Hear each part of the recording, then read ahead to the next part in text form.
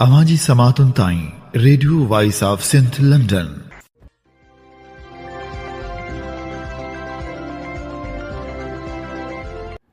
अवी ॿुधी रहिया आहियो radio voice of Sindh London.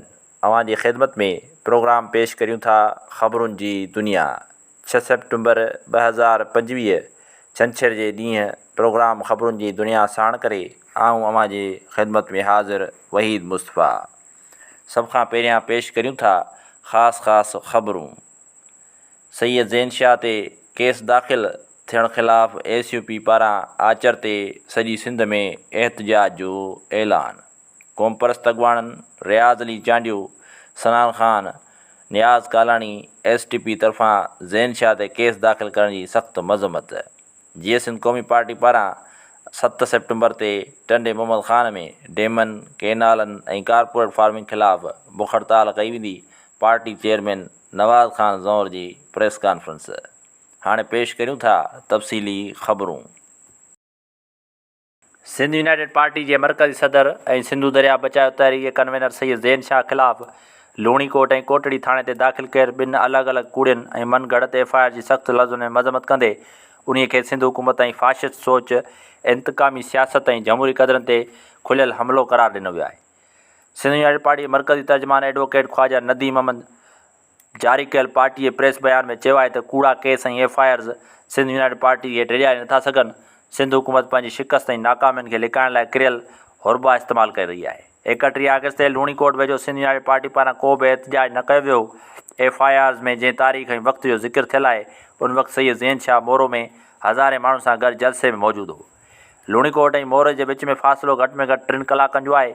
सवाल इहो आहे त हिकु ई वक़्तु सैयद ज़ैन शाह ॿिनि हंधनि ते मौजूदु कीअं थी सघे थो। हीअ FIR सिंध हुकूमत जी बदनीयती जो वाज़े सबूत आहे। पार्टी तर्जुमान चयो त सैयद ज़ैन शाह वाहिद ॾोह इहो आहे त हू सिंध जे वसीलनि, पाणी ऐं ज़मीन ते धाड़े ख़िलाफ़ मुसलसल सरगर्म रहंदे भरपूर आवाज़ उथारे रहियो आहे। हुकूमत कूड़ा केस दाख़िल करे सिंध यूनाइटेड पार्टी खे रिॼाइण जी नाकाम कोशिशि कई आहे, पर असां वाज़े कयूं था त अहिड़नि हरकतुनि खां असां न ॾिरंदासीं ऐं न ई वरी पंहिंजो आवाज़ु ख़ामोश कंदासीं। कूड़ियूं FIRs दाख़िल करे आइनी ऐं जमहूरी जदोजहद खे चीपाड़ण जी कोशिशि कई पई वञे। सिंध यूनाइटेड पार्टी हिन ज़ुल्म ख़िलाफ़ दीवार बणिजी बीठी रही आहे। बयान में वधीक चयो वियो आहे त ॾहाकनि खां सिंध ते मुसलत कयल रवायती हुक्मरान पंहिंजी वञायल साख बचाइण लाइ रियासती इदारनि ऐं पुलिस खे हथियार तौरु इस्तेमालु करे रहिया आहिनि। पुलिस में कूड़ा केस दाख़िल करे पाण खे कुटपत्री साबित कयो आहे। हिन चयो त सैयद ज़ैन शाह ते बिना जवाज़ ऐं कूड़नि केसनि अदालती निज़ाम, कानून जी हुक्मरानी ऐं जमहूरी क़दरनि ते केतिरा ई सवाल उथारिया आहिनि। कानून जी खुलियल ख़िलाफ़ वर्ज़ी कई वञे। अहिड़नि हरबनि सां सिंध दरिया बचाव तहरीक खे कमज़ोर नथो करे सघिजे। IG सिंध खे क़ौम खे जवाबु ॾियणु घुरिजे त हीअ केस कंहिंजे हुकुम ते दाख़िल कया विया आहिनि। सुप्रीम कोर्ट पाकिस्तान जे चीफ जस्टिस ऐं सिंध हाई कोर्ट जे चीफ जस्टिस खां पुरज़ोर मुतालबो कयो आहे त हू फौरी तौर ते हिन मामले जो नोटिस वठनि। सिंध यूनाइटेड पार्टी तरफ़ां सैयद ज़ैन शाह ते केस दाख़िल करण ख़िलाफ़ सिंध यूनाइटेड पार्टी जे कारकुननि खे आचर जे ॾींहुं 7 सेप्टेम्बर ते सॼी सिंध में एहतजाजी मुज़ाहिरनि जो ऐलान कयो वियो। अवामी तहरीक मरकज़ी सदर एडवोकेट वसंत थरी, मरकज़ी general secretary advocate Sajid Hussain Maisar, मरकज़ी नायब सदर सत्तार रिंद, मरकज़ी अॻवान नूर नबी पलीजो ऐं प्रेस सुबुह पंहिंजे गॾियल प्रेस बयान में चयो आहे त MQM जे अॻवान मुस्तफ़ा कमाल क़ौमी असेंबली में तहसुब ऐं कूड़ ते बदल तक़रीर कई आहे। नवां सूबा ऐं नवां डैम ठाहिण जो राग आलापे मुल्क खे टोड़ण जी साज़िश कई पई वञे। अॻवाननि चयो त MQM जे दहशतगर्दनि वसीले मुल्क खे टोड़ाइण वारी साज़िश जे पुठियां मुल्क दुश्मन क़ुवतूं आहिनि, जॾहिं त एस्टेब्लिशमेंट MQM जे मोल घोड़े में साह विझी मुल्क खे ॿीहर 71 ईस्वी जी हालतुनि ॾांहुं धिके रही आहे। सना चवणो त सिंध में नए सूबे जी ॻाल्हि कंदड़ दहशतगर्द मुल्क जा गद्दार आहिनि ऐं मथनि आइन जी आर्टिकल 6 तहत कार्रवाई थियणु घुरिजे। अॻवाननि चयो त नवनि डैमनि जी मुहिम भारत जे फ़ाइदे में आहे, छो त भारत डैम ठाहे सिंधु दरिया जो पाणी रोके थो, जंहिंसां जॾहिं चाहे पाकिस्तान में सो कहिड़ो पैदा करे सघे थो ऐं जॾहिं चाहे ॿोॾूं आणे सघे थो। नवाज़ लीग ऐं MQM जनरल अयूब जी गद्दारी खे लिकाइण लाइ नवनि डैमनि जी हिमायत में मुहिम शुरू कई आहे। जनरल अयूब सिंध जे हिसे जूं 3 नदियूं हिंदुस्तान खे विकिरो करे पाकिस्तान खे तबाह कयो ऐं हिंदुस्तान जी मुआशी ताक़त बणण में मदद ॾिनी। हाणे हिकु भेरो ॿीहर MQM वारा रवा जा एजेंट हिंदुस्तान जे फ़ाइदे वारी मुहिम खणी मैदान में लथा आहिनि। हिननि चयो त नाम निहात क़ौमी मीडिया बि सरकारी इश्तिहारनि जी लालच में पंजाब सरकार जी मुहिम खे हथी ॾेई रही आहे। समुंड में पाणी ज़ाया थियण बाबति कूड़ा बयान वॼाया पिया वञनि, पर सिंधी क़ौम जे मौक़िफ़ ते पाबंदी मड़ी वई आहे। उर्दू टीवी चैनल ते 7 करोड़ सिंधियुनि जे मौक़िफ़ ते पाबंदी मढ़ियल आहे। अॻुवाणनि चयो त वर्ल्ड बैंक जी हिकु रिपोर्ट मुताबिक़ समुंड खे पाणी न मिलण सबबि मुल्क खे सालियानो $2 अरब जो नुक़सानु थी रहियो आहे, पर इन क़िस्म जूं रिपोर्टूं उर्दू टेलीविजन चैनल लाइ गुम कराई वञनि थियूं। क़ौमी अवामी तहरीक सरबराह याद अतीफ़ अलीअ चयो त सिंध पब्लिक सर्विस कमीशन मुकमल तौरु नौकरियुनि जे विकिरे, मेरिट जी लताड़ ऐं करप्शन जो मर्कज़ बणिजी वई आहे। अदालतूं ऐं पार्लियामेंट नोटिस वठनि। अयाल अतीफ़ अलीअ चयो त सिंध हुकूमत जी एजेंडा में सिहत, तरक़ी, मेरिट ऐं तालीमी सुधारा न आहिनि। सरदार, मीर, पीर, जागीरदार तबिके मां ईंदड़ हुक्मराननि लाइ इक़्तिदार महज़ कारोबार बणिजी वियो आहे। सिंधी माण्हुनि खे जालत में रखे वोट ॾियण जी मशीन बणायो वियो आहे। तरक़ी, खुशहाली, तालीम, सिहत समेत समूरियूं सहूलियतूं सिर्फ़ु हुक्मरान तबिके लाइ आहिनि। करप्शन ज़रिए वसीलनि जी लुटमार सबबि इदारा बेलाभ ऐं बेफ़ाइदा थी विया आहिनि। ॿियनि सूबनि जे भेट में सिंध जी तालीम ॿेड़ो गर्क आहे। स्कूलनि खे माल जा वाड़ा, वॾेरनि जूं ओताकूं ऐं भांडा बणाया विया आहिनि। अयाल अतीफ़ अलीअ चयो त जेसिताईं करप्ट माण्हू इक़्तिदार ते क़ाबिज़ रहंदा, तेसिताईं हारी मज़दूर तरक़ी ऐं खुशहाली नथा हासिलु करे सघनि। हारियुनि मज़दूरनि तबिके खे सम्झणो पवंदो त मौजूदा सिंध हुकूमत वटि उन्हनि जी तरक़ी ऐं खुशहाली बदिरां तबाही जो मनसूबो आहे। अयाल अतीफ़ अलीअ चयो त अटो, खंड, दवाऊं, हर शइ जा अघ आसमान ताईं पहुचाए हर पोइ ताईं ग़रीब खां जीअण जो हक़ु खसियो वियो आहे। महांगाई, मज़दूरी, हारी ऐं पोइ तमाम जी ज़िंदगी जहन बणाए छॾी आहे। मौजूदा हुकूमत खे अहसास ई न आहे त 500 खां 1000 रुपया ॾियाड़ी कमाईंदड़ माण्हू पंहिंजे घर जो गाॾो कीअं हलाए सघंदो। ज़िंदा रहण लाइ रुॻो अटो न घुरिजे। घटि आमदनी वारो या मसवाड़ जी जॻह में रहंदड़ माण्हू तालीम, सिहत, कपिड़ो, बिजली, गैस ऐं ॿियूं ज़रूरतूं कीअं थो ख़रीद करे सघे। हुकुरान तबिके लाइ त को मसइलो न आहे, पर पोरित माण्हू सॼो ॾींहुं रत ऐं पघर वाहण बावजूदि सुख जो साह नथो खणी सघनि। अयाल अतीफ़ अलीअ चयो ज़ालिम हुकुमरान शाही प्रोटोकॉल ऐं करप्शन में पूरा आहिनि। हाणे त हर शइ जो रेट उरूज ते आहे। एतिरी महांगाई जे करे ज़ोर ख़ुदकशियूं पियूं थियनि, रोज़ु ख़ुदकशियूं पियूं थियनि। ग़रीब माण्हू हिकु टुकर लाइ परेशान आहे। अयाल अतीफ़ अलीअ चयो त सिंध में अथरादू, गुरबत ऐं बदहाली मुसलत कई वई आहे। सिंध में बुख, बदहाली, बेरोज़गारी, जहालत ऐं लाक़ानूनियत आहे। सिंध जा माण्हू अवाम दुश्मन निज़ाम मां बेज़ार आहिनि। अयाल अतीफ़ अलीअ चयो त सिंध सां खां वधीक रेवेन्यू ॾींदड़ सूबो आहे। सिंध जो तेल, गैस ऐं ॿिया वसीला वफ़ाक़ जे हवाले आहिनि। सिंध जी कमाई ते सॼो मुल्क हले थो। सिंध में जितां गैस निकिरे थो, उते जा माण्हू गैस जी सहूलियत खां महरूम आहिनि। मुल्क में सभ खां वधीक बिजली लोड शेडिंग सिंध में आहे। गैस जी लोड शेडिंग जो अज़ाब बि सिंध में आहे। सभ खां वधीक महांगाई बि सिंध में आहे। सिंध तरक़ी पसंद पार्टी पारां सिंध यूनाइटेड पार्टी जे सदर सैयद ज़ैन शाह ऐं ॿियनि मथां दाख़िल कूड़नि केसनि जी सख़्त मज़म्मत। सिंध यूनाइटेड पार्टी जे सदर सैयद ज़ैन शाह ऐं ॿियनि सियासियुनि ख़िलाफ़ु दाख़िल कयल कूड़ा केस सिंध अंदरि सियासी माहौल खे ख़राबु करणु ऐं अवामी जमहूरी जदोजहद खे कमज़ोर करण जी हिकु मज़मूम कोशिशि आहे। अहिड़े अमल सां न रुॻो सियासी बहिरान पैदा करण जी कोशिशि कई वई आहे, पर सिंध अंदरि भौचाल जहिड़ी सूरत हाल उभारण जी नापाक मनसूबनि ते बि अमल दरामद कयो पियो वञे। सिंध तरक़ी पसंद पार्टी जे तर्जुमान इम्तियाज़ समो प्रेस बयान में चयो आहे त सिंध सरकार वाज़े करे त आख़िर कंहिंजे हुकुम या फरमाइश ते अहिड़ी सियासी इंतकामी कार्रवाई कई वई आहे। कंहिंजे हुकुम ते हिन वक़्तु कूड़ा केस दाख़िल करे सिंध अंदरि नओं सियासी बहिरान भौचाल पैदा कयो पियो वञे। अवाम खे इहो ॼाणण जो हक़ आहे त सियासी अॻुवाणनि मथां कूड़ा केस दाख़िल करे सिंध जे क़ौमी तहरीन खे छो निशानो बणायो पियो वञे। संदसि चवणु हो त सिंध तरक़ी पसंद पार्टी अहिड़े अमल जी सख़्तु लफ़्ज़ में मज़म्मत कंदे वाज़े करे थी त सियासी अॻुवाणनि खे कूड़नि केसनि में फासाए संदसि आवाज़ खे दॿाइण जी कोशिशि कॾहिं बि कामयाबु न थींदी।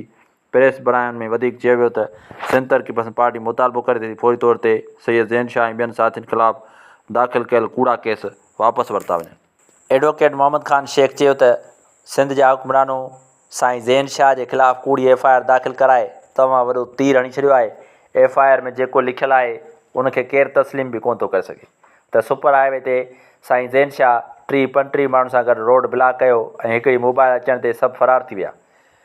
ज़ालिमो, शर्म कयो, तव्हांखे ख़बर आहे त ज़ैन शाह जे मथां तव्हां बहरिया टाउन हथरादू वाक़िअनि जे केस जी FIR दाख़िल कई हुई, मगर साईं ज़ैन शाह ज़मानत कराइण बजाए अदालत में गिरफ़्तारी पेश कई हुई। साईं खे जेकॾहिं जेल या मौत जो ख़ौफ़ हुजे हा त अहिड़ी सियासत ई न करे हा। बाक़ी पीपल्स पार्टी हुकूमत जूं कारस्तानियूं ज़रूरु यादि रखंदासीं त केरु यज़ीदी टोले जे सरवाणी करे मासूम इंसाननि जो खून वहाए पियो ऐं केरु हुसैन जी राह ते हली मज़लूम सां गॾु बीठो। असां सिंध सरकार जी अहिड़े किरियल हरकत सां मज़म्मत कयूं था ऐं FIR दाख़िल कंदड़ अमलदारनि ख़िलाफ़ु कार्रवाई जो मुतालबो कयूं था। सिंध यूनाइटेड लॉयर्स फोरम जे सदर आकिब राजपर चयो आहे त अॼुकल्ह सुप्रीम कोर्ट जे जस्टिस अतर मिनुल्लाह जो सुतल ज़मीर जागी पियो आहे। जज सॻोरो वॾा हवाल पियो करे। उनखां अॻु असां चौधरी इफ़्तिख़ार अहमद साबिक़ चीफ जस्टिस सुप्रीम कोर्ट खे पंहिंजो हीरो बणायो, पोइ उन जेके पिटका पाराया तंहिंखे हर को वाक़ुफ़ु आहे। वरी असां वकीलनि ख़ासि करे साबिक़ चीफ जस्टिस फ़ाइज़ ईसा लाइ मैदान में निकिरी पियासीं। वरी उन जेके अजर कई बोस्की वारा पटका बदिराया उहो सभु कंहिंखे यादि आहे। हाणे वरी ही साहब जस्टिस अतर मिनुल्ला मैदान में आंदो वियो आहे। सफ़ा हिन जज खे क़ौम जी फ़िक्र में निंड ई नथी अचे। हिन जज साहब खां रुगो इहो पुछिजे त हुज़ूर आला तव्हां 2002 में उन वक़्त जे फ़ौजी जनरल परवेज़ मुशर्रफ जे दौर में कानून जा वज़ीर छो थिया हुआ। हाणे वरी राग जमहूरियत ऐं जमहूरियत इंसानी हक़नि जी यादि पई अचे। जिन जजनि जो सुतल ज़मीर जागी पियो आहे उहे महिरबानी करे इस्तीफ़ा ॾेई मैदान में अचनि त जीअं हिन गंदे निज़ाम खे पाड़ूं उखेड़े को नओं निज़ाम जोड़ियूं जंहिंमें करप्शन ऐं बेईमानी सज़ा सिर कलम हुजे, जंहिंमें कंहिं मासूम ॿार या ॿारी सां ज़्यादती पोइ चाहे उहा कंहिं वीरानी मंझि हुजे या मदरसे मंझि, पर चंद कलाकनि अंदरि उन ज़्यादती कंदड़ जो लाश उन जाइ ते लटकियल नज़र अचे जिते ज़्यादती थी हुई, जिते को बि बुख ऐं बेरोज़गारी जे करे ख़ुदकशी न करे, जंहिं निज़ाम में अमीरनि जा कुता ऐं घोड़ा बि बादाम पिश्ता ऐं मखण खाइण बजाए पंहिंजे नेचुरल खुराक खाइनि ऐं पिश्ता बादाम मखण माखियूं इंसान लाइ मुयसरु हुजनि, जिते प्राइवेट स्कूलनि जो तस्वुर ई न हुजे पर अमीरनि ऐं मूं जहिड़े ग़रीबनि जा ॿार सरकारी स्कूलनि में पढ़नि, जंहिं निज़ाम सिहत सहूलियतूं अमीर ऐं ग़रीब जूं बराबरि हुजनि, जंहिं निज़ाम में वर्दी वारनि जो कमु वार्डन संभालण जो हुजे, सिर्फ़ु हिन जज साहब जे हवालनि ते न लॻिजो। सिंध खे बचाइणो आहे त उनजे मुस्तक़बिल लाइ सोचणो पवंदो। अवामी मर्कज़ पार्टी मीरपुर ख़ासि पारां अॼु गुलिस्तान बल्दिया पार्क में लतीफ़ कचहरी ज़िले सदर मुश्ताक लिगारी जी सदारत हेठि थी गुज़री, जंहिंमें पार्टी जे ज़िले तालीमी सेक्रेटरी अली रज़ा लिगारी लतीफ़ी दौर जे ॾेही ऐं परॾेही हालतुनि ते रोशनी विझंदे लतीफ़ साईं जा बेत सम्झाणनि सां बयानु कया। कचहरी में सुभान फ़क़ीर, यूसुफ रिंद ऐं मुर्तज़ा नारे जो लतीफ़ साईं जा बेत पढ़िया। जसकम चेयरमैन सनान खान कुरैशी, SUP जे मरकज़ी सदर सैयद ज़ैन शाह मथां जामशोरे ज़िले जे कोटड़ी ऐं लूणीकोट थाणे ते केस दाख़िल जी मज़म्मत करे छॾी। उन सिलसिले में जसकम चेयरमैन सनान खान कुरैशी जो चवणु आहे त सिंध जे क़ौमी मामलनि ते जदोजहद खां सरकार जा दाख़िल कूड़ा केस नथा रोके सघनि। तंहिं करे अहिड़ा कूड़ा केस ख़तमु करे सरकार खे पंहिंजी रवश तब्दील करणु घुरिजे। जॾहिं त जसकम चेयरमैन सनान खान कुरैशी जो सिंधु दरिया में ॿोॾि जे सिलसिले में चवणो त सिंधु दरिया में एतिरो पाणी न आहे जंहिंसां ॿोॾि अची सघे।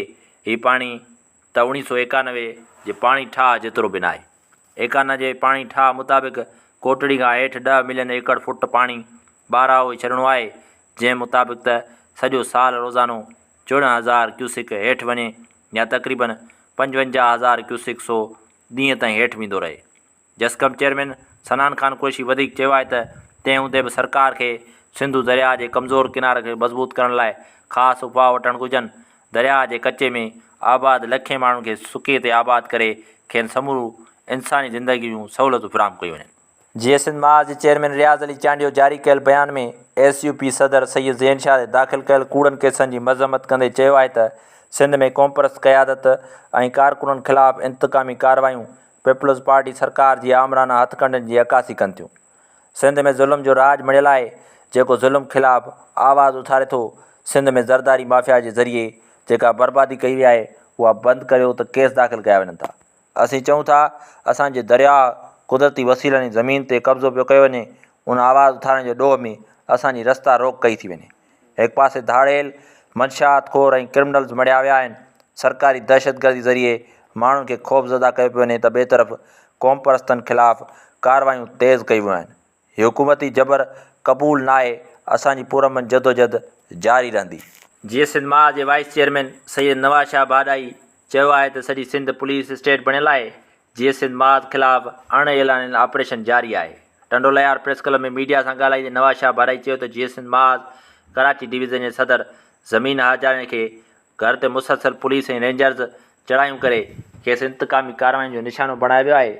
मथसि केतिरा ई कूड़ा केस दाख़िल कया विया आहिनि। होॾा ठुल में जीअं सिंध माज़ अॻवान बशीर सरकी ख़िलाफ़ु SHO Ayub Dogar Peoples Party जे चुर्च ते फुर जो कूड़ो केस दाख़िल करे मुसलसल PP सरकार जे गुज़िरियल 18 सालनि खां गुंडागर्दी जारी आहे। SUP सदर ज़ैन शाह ते कूड़ा केस दाख़िल कया विया आहिनि। हीअ बदतरीन आमिर जी शक्ल आहे जंहिंजी मज़म्मत कयूं था। सिंध में गुंडा राज क़ाइमु आहे। हीअ हालत आहे त बचाबंदनि ते इम्कानी ॿोॾ सबबि पनाह वठी वेठल माण्हुनि ते धाड़ेल अगवा करे रहिया आहिनि, जंहिंसां हुकूमती पत वाइकी थी चुकी आहे। कराची खां वठी सिंध हर शहर ऐं ॻोठ में आइस जहिड़े मोतबार मंशात खे खुलेआम विकिरो थी करे, जंहिंजे ज़िम्मेवार PP पार्टी आहे। नशे सबबि नौजवान नस्ल तबाह कयो पियो वञे। पुलिस हथ सां मंशियात विकिरो करे रही आहे। अदालतूं हिन ॻणती जोगी सूरतहाल जो नोटिस नथियूं वठनि। सिंध खे हथ वठी ओड़ा में उछलायो वियो आहे। अमन अमान बर्बाद, दाड़ेल गर्दी उरूर ते ज़मीनुनि ते कब्ज़ो, मंशियातखोरी बेलगाम, रियासत मुकमल तौर ते नाकाम थी चुकी आहे। कारपोरेट फार्मिंग जे आड़ में लखें एकड़ ज़मीन धरती धणी खां खसे धारियुनि हवाले कई वई आहे। सिंध सां इश्क जे ॾोह में असांखे कुचलियो पियो वञे। हिन हालत में सिंधी माण्हू ख़बरदार थियनि ऐं दुश्मन क़ुवतुनि जो घेराव कनि।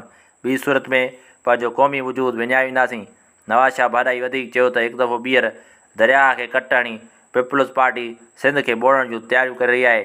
ॼाणी वाणी बचा बंदनि खे कमज़ोर हालतुनि में रखंदा अचनि था त जीअं सिंधियुनि खे ॿोड़े ॿाहिरां फंड गॾु करे सघिजनि। उन मौक़े ते पार्टी अॻुवाणनि बाग़ी गुलाम रसूल रिंद, दिलावर लाशारी, नारायण दास, बख़्शण चांगवी ऐं ॿिया साणस गॾु हुआ।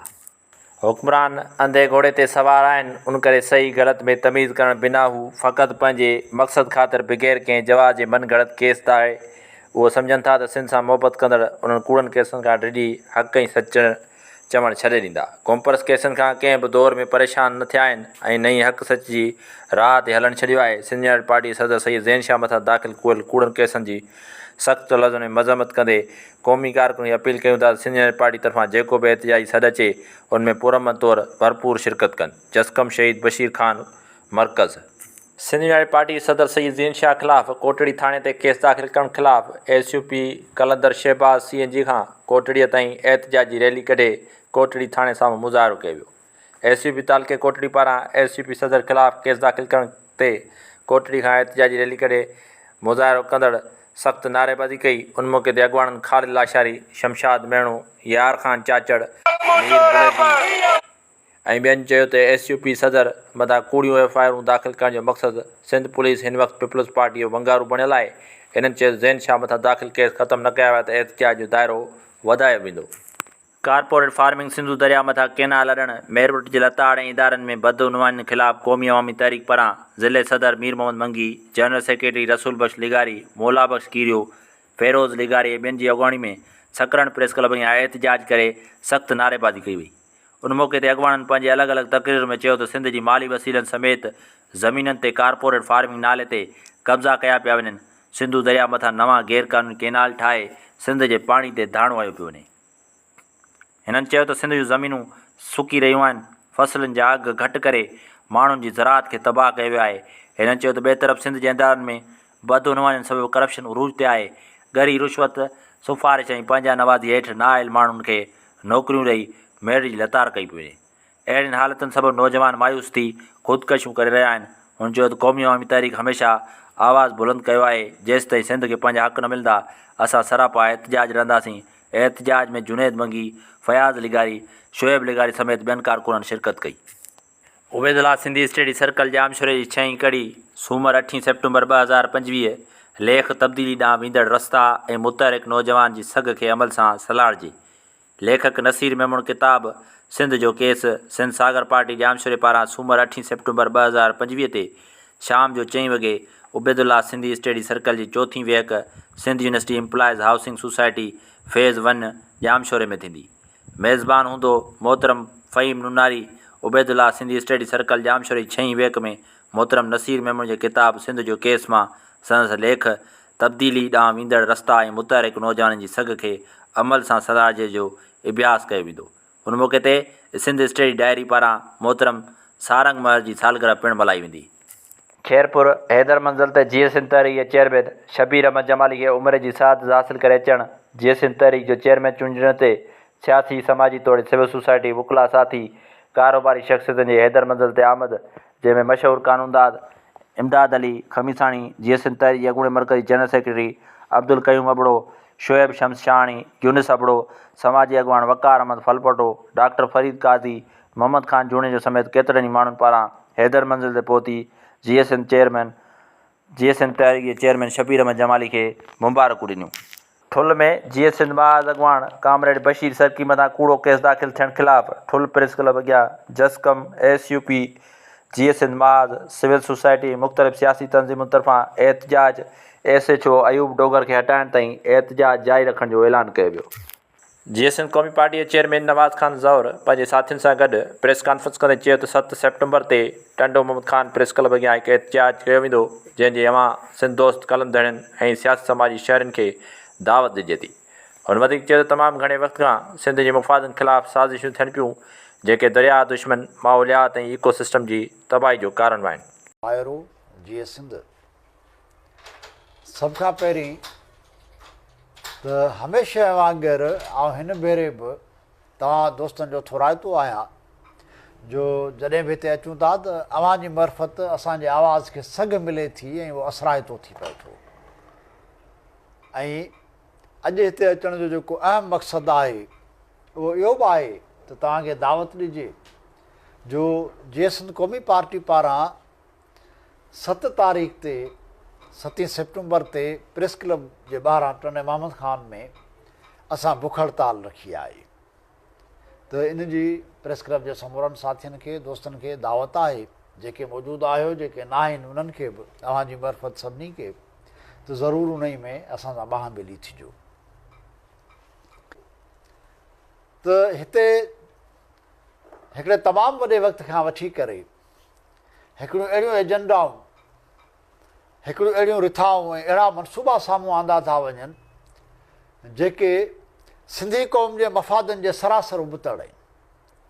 ऐं साॻिए वक़्तु उहे रिथाऊं दरिया दुश्मन बि आहिनि, माहौलियात दुश्मन बि आहिनि, इकोसिस्टम खे बि तबाह कंदड़ आहिनि, बायोडाइवर्सिटी खे हयातियाती गुनागुनी खे बि तबाह कंदड़ आहिनि।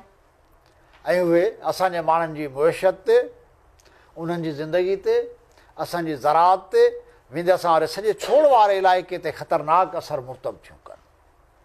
ऐं उन जे करे हीउ सॼो ख़ितो जेको आहे सो तबाही जे वर चढ़ी वियो आहे। ऐं हाणे जेके ॿोॾूं आयूं आहिनि पंजाब में, हिकु भेरो वरी जेको आहे सो डेमन जो रिंगट शुरू कयो वियो आहे। आउं चवंदो त डेमन जी रागणी उहा बेसुरी रागणी आहे जेका हर वक़्तु ॻाइण जे लाइ हुकुमरान तयारु आहिनि ऐं ॿुधी ॿुधी ॿारनि जा जेके आहिनि से कन बि पची पिया आहिनि, पर हुकुमरान उन मां हथु कढण जे लाइ तयारु न आहिनि। उनजो सबबु इहो आहे जो डेमन जी जेका बि एजेंडा आहे उहा पंजाब जे फ़ाइदे में आहे, पंजाब जे मफ़ादनि में आहे। पंजाब डेमन जे ज़रिए, लिंक कैनालनि जे ज़रिए, कैनालनि जे ज़रिए ऐं पंहिंजनि बैराजनि जी रीमॉडलिंग करे सिंधु दरिया ते कब्ज़ो बरक़रार रखणु थो चाहे। सिंधु दरिया खे मुस्तक़िल तौर ते हू जेको आहे सो पंहिंजे कंट्रोल में, पंहिंजी गिरफ़्त में ऐं पंहिंजे कब्ज़े में आणे हिते पाणी जो सॼो निज़ाम जेको आहे उहो पंहिंजे हथ हेठि रखणु थो घुरे। दरिया पंजाब जा न आहिनि, दरिया फितरत जा आहिनि ऐं उन्हनि ते पहिरियों हक़ बैन अक़वामी कानूननि ऐं इसूलनि मूजिबि हेठियां भाईवार जेके आहिनि, लोअर रिपेरियन जेके आहिनि, उन्हनि जो थींदो आहे, उन्हनि मुल्कनि ऐं क़ौमनि जो थींदो आहे।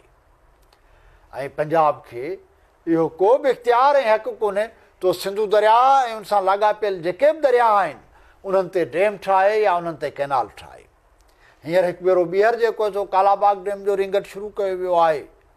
कालाबाग डैम ख़तरनाक तरीन रिथा आहे, माहौलियात दुश्मन रिथा आहे, दरिया दुश्मन रिथा आहे, इकोसिस्टम मुखालिफ़ आहे। सॼी इकोलॉजी जेका आहे, सॼो इकोसिस्टम जेको आहे सो हुन सां तबाह थी वेंदो। बायोडाइवर्सिटी जेका आहे उहा तबाह थी वेंदी, झंगली जीवत तबाह थी वेंदी, आबी जीवत तबाह थी वेंदी, छोड़ वारो सॼो इलाइक़ो जेको आहे सो तबाही जे वर चढ़ी वेंदो। भाषा डैम जो रिंगट थो हले। के सियासतदान चवंदा या के माण्हू चवंदा त कालाबाग डैम न ठाहियो, भाषा डैम भले ठाहियो। असीं चवंदा त भाषा डैम बि तकरारी रिथा आहे। सिंधु दरिया ते डैमनि जी हर रिथा जेका आहे उहा तकरारी रिथा आहे। तकरारी इन हिसाब सां त उहा माहौलियात दुश्मन रिथा आहे, उहा दरिया दुश्मन रिथा आहे, फितरत दुश्मन रिथा आहे। तंहिंजे करे सिंधु दरिया ते कालाबाग डैम हुजे, भाषा डैम हुजे, दासू डैम हुजे या वरी कटज़ारा डैम जो मनसूबो हुजे, समूरा मनसूबा जेके आहिनि से दरिया दुश्मन मनसूबा आहिनि। इन जे करे इहे हर सूरत में रद्द थियणु घुरिजनि। सवाद दरिया ते महमद डैम हुजे, चनाब ते मिड रांझा डैम हुजे, शाह जीवन डैम हुजे या चन्यूट डैम हुजे या वरी सतलज ते जेके आहिनि से नवन बैराजनि जी हासिलपुर बैराज ऐं बावल नगर बैराज जी रिथा हुजे, समूरियूं रिथाऊं जेके आहिनि से दरिया दुश्मन, सिंध दुश्मन ऐं फितरत दुश्मन रिथाऊं आहिनि। इन जे करे इहे समूरियूं रिथाऊं जेके आहिनि से ख़तमु थियणु घुरिजनि। कैनालनि जूं रिथाऊं जेके आहिनि उहे बि सिंध दुश्मन अवाम दुश्मन, इंसान दुश्मन, मजमूई तौर ते ज़िंदगी दुश्मन रिथाऊं आहिनि। ऐं उन्हनि जे करे पंजाब जेको आहे उन्हनि जे वसीले सिंधु दरिया जो रुख मोड़णु थो चाहे। मौजूदो दौर में जेकॾहिं को वॾे में वॾो ॾोह, को वॾे में वॾो गुनाह, को वॾे में वॾो जुर्म थी सघे थो फितरत जे ख़िलाफ़, तो दरियाहनि जो रुख मोड़णु आहे। तंहिंजे करे इन क़िस्म जा समूरा मनसूबा जेके आहिनि से रद्द थियणु घुरिजनि ऐं कारपोरेट फार्मिंग जे नाले में सिंध जे ज़मीननि ते कब्ज़ो जेको आहे उहो बंदि करणु खपे। हीअ ज़मीनूं ऐं पैदावारी वसीला, मैदनियात, हीअ दरिया, हीअ समुंड, साहिल, इहे सिंध जी मिल्कियत आहिनि। कंहिं बि नाले में पंजाब खे उन्हनि ते कब्ज़े करण जो इख़्तियार ऐं हक़ न आहे। ऐं जेकॾहिं सिंध हुकूमत बि कंहिं अहिड़े मामले ते राज़ी आहे त उहो बि राज़पो जेको बातिल आहे, उहो अवाम दुश्मन आहे, उहो सिंधी अवाम ऐं सिंधी क़ौम जे मफ़ादनि वटां न आहे। तंहिंजे करे कारपोरेट फार्मिंग ते सिंध हुकूमत जो राज़पो, भाषा डेम ते सिंध हुकूमत जो राज़पो, सिंध दुश्मन अमल आहे, सिंध दुश्मन अंदाज़ आहे, जंहिंखे बि असीं रद्द था करियूं। सिंध दुश्मन फ़ैसिला वेही करे या वफ़ाक़ जे ऐं पंजाब जे सिंध दुश्मन फ़ैसिलनि में जेको आहे भाङे भाईवार थिए। त जीअं सिंध क़ौमी पार्टी पारां इन्हनि समूरनि अमलनि जे ख़िलाफ़ 7 सेप्टेम्बर ते प्रेस क्लब जे ॿाहिरां टने महमद ख़ान में बुख हड़ताल कंदासीं ऐं इहो एहतजाज जेको आहे उहो ॾाके ब ॾाके उनखे अॻिते वठी वेंदासीं। त जीअं कारपोरेट फार्मिंग जे ख़िलाफ़ु, कैनालनि जे ख़िलाफ़ु ऐं डेमनि जे ख़िलाफ़ु सिंध जो आवाज़ु जेको आहे सो सगारे सतह ते आणे सघिजे ऐं उहो जेको आहे सो मौसर ठाहे सघिजे। ऐं साॻिए वक़्तु जेके नयूं आइनी तरमीमूं आहिनि जिन वसीले हू सूबनि जे, ऐं सूबा लफ़्ज़ जे बजाए क़ौमूं वधीक चवंदो आहियां, उन्हनि जी मैदनियात ते क़ाबिज़ थियण जूं जेके साज़िशूं थियूं थियनि असीं उन्हनि खे बि रद्द था करियूं। असीं चऊं था त कंहिं बि आइनी तरीक़े सां, ताक़त जे तरीक़े सां, साज़िशी तरीक़े सां क़ौमनि जे वसीलनि जो इस्तेहसाल जेको उहो क़ाबिले क़बूल न आहे। सिंध ते पंजाब जी बालादस्ती जेका उहा क़ाबिले क़बूल न आहे। ऐं सॼी सिंध खे चवां थो त इन समूरनि मामलनि जे लाइ पाण खे तमामु वॾी जदोजहद जी ज़रूरत आहे, क़ौमी ॿधी ऐं एके जी ज़रूरत आहे। उनजे करे इन ते आहिस्ते आहिस्ते ॿधी खे बि सगारो कजे, आवाज़ खे बि सगारो कजे, जदोजहद खे बि सगारो कजे। सिंधियन नेशनल कांग्रेस ज़िले हैदराबाद पारां नसीम नगर पार्क में 5 सेप्टेम्बर जुमे जे ॾींहुं हफ़्तेवार स्टडी सर्कल सिंध जी मौजूदा सियासी सूरतहाल जे मौज़ू ते कयो वियो, जंहिंमें सिंधियन नेशनल कांग्रेस हैदराबाद ज़िले जे chief organiser Rizwan Memon, deputy chief organiser Jaswant Sindhi, organiser Tahir Gangro, organiser Vicky Lohar, Aftab Ahmed, Sindhian national student federation Latifabad unit जे चीफ ऑर्गेनाइज़र नदीम चांडियो, कारकुन इमाम बख्श, बाबा नज़ीर, शुएब जोयो ऐं GSN मां जे सुहेल सहते, अब्दुल्ला सहते ऐं ॿियनि शिरकत कई। सिंधियन नेशनल कांग्रेस ज़िले हैदराबाद पारां सिंधियन पार्टी जे सदर सैयद ज़ैन शाह समेत ॿियनि नामालूम माण्हुनि ते लूणीकोट थाणे ते FIR दाख़िल थियण ते सख़्तु मज़म्मत कई वई ऐं कूड़ी FIR में लिखियो आहे त सैयद ज़ैन शाह पिस्टल ऐं डंडनि सां रोड बंदि कयो आहे। अहिड़े अमल ख़िलाफ़ु सख़्तु मज़म्मत कजे थी ऐं फौरी तौर ते सैयद ज़ैन शाह मथां कूड़े केस दाख़िल थियण जे ख़तमु करण जो मुतालबो कजे थो। सिंधु दरिया बचाव तहरीक कन्वीनर सैयद ज़ैन शाह मथां FIR कटण ख़िलाफ़ु SUP पारां तालुके सदर अयूब खोसो जी अॻवानी में सकरन जे काज़ी सरफराज़ मेमण चौक ते एहतिजाजी मुज़ाहिरो कयो वियो, जंहिंमें औरतुनि समेत वर्करनि वॾे अंग में शिरकत कई। उन मौक़े ते शुमाइला कीरियो, बेनज़ीर चवाण, फलक शेर ओड, बचल ॾहियो, अयाज़ सोलंकी, कलंद बख़्श मला अलॻि अलॻि ॻाल्हाईंदे चयो त हुक्मरान कुर्सी जे नशे में आपे खां ॿाहिरि निकिरी विया आहिनि। खेनि इहा शायदि ख़बर ई न आहे त सनया सैयद न झुकणु सिखिया आहिनि न ई विकामण। उन करे अक़ल खां कमु वठो। हिननि चयो त माज़ी जी तारीख़ शायदि आहे त सैयद ज़ैन शाह अॻु बि कूड़ियूं FIR दाख़िल थी चुकियूं आहिनि, जंहिंखे मुड़ुस थी मोह ॾिनो वियो आहे। बाक़ी जेकर ज़ियाउल अंजार चाहे थो त ज़ैन शाह ते केस करे बिजराणी लिगारी जे मुज़लुमनि जो साथ छॾाइजे त उहा सनद भुल आहे। SUP मोरो मार्च पुरमन तौरु कढियो। कंदकोट मलेरिया खाते जो इंचार्ज वकार सोरियाणी सख़्तु करप्शन जे इल्ज़ामनि जे वर चढ़ी वियो, जिते संदसि ख़िलाफ़ु ग़रीब अवाम लाइ मोकिलियल मलेरिया किट, मच्छरदानियूं, दवा ऐं ॿियूं ज़रूरी सामान मुबैना तौर ते खपाए छॾण जो इल्ज़ाम साम्हूं आया आहिनि। इलाइक़े वासियुनि जो चवणु आहे त सरकारी रिकार्ड ते मच्छर मार मोम हलाइण जो दवाऊं त कयूं पई वञनि, पर अमली तौर ते न त स्प्रे थी रहियो आहे, न ई किट मिली रहिया आहिनि, न ई मच्छरदानियूं विरायूं पियूं वञनि। मुतासिर माण्हुनि जो चवणु आहे त समूरो सामान मार्केट में विकिरो कयो आहे, जेको ग़रीबनि जे इलाज ऐं तहफ़ुज़ लाइ आयो हो। शहरियुनि जो चवणु आहे त उहो रुॻो लापरवाही न आहे, पर ग़रीब माण्हुनि जे हक़नि ते सिधो संओं धाड़ो आहे, जेको इंसानी सोज़ अमल आहे। उन सिलसिले में डिप्टी कमिश्नर कशमोर एंटी करप्शन ऐं नेब जे आला इख़्तियारनि खां घुर कई वई आहे त वकार सुरियाणी ख़िलाफ़ फौरी तौर ते कार्रवाई करे सरकारी सामान जी बहाली ऐं उनजे मुनसिफ़ाणे विरासत खे यकीनी बणाए वञे। अवाम मुतालबो करे थो त खेसि फौरी हटाए के ईमानदार ऐं फ़र्ज़ शनास ऐं ख़िदमतकार ऑफिसर खे मलेरिया खाते जो नओं इंचार्ज मुक़ररु कयो वञे, जीअं आम माण्हू खे मलेरिया ख़िलाफ़ तहफ़ुज़ मिली सघे ऐं रियासती वसीला असुल मुस्तहिक़ ताईं पहुची सघनि। हीअ असीं अवां जी ख़िदमत में पेश करे रहिया हुआसीं ख़बरूं प्रोग्राम ख़बरुनि जी दुनिया जो वक़्तु पुॼाणी ते पहुचे थो। पंहिंजे मेज़बान वहीद मुस्तफ़ा खे ॾींदा इजाज़त, सदाईं गॾु। अवां जी समातुनि ताईं radio voice of Sindh London.